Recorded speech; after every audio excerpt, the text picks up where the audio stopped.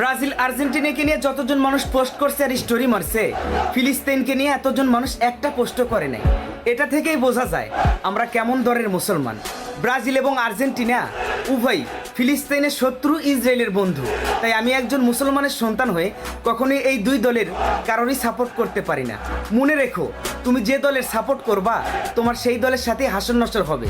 জীবনটা তোমার, সিদ্ধান্তটাও তোমার। মাইন্ডে সেট আপ করো।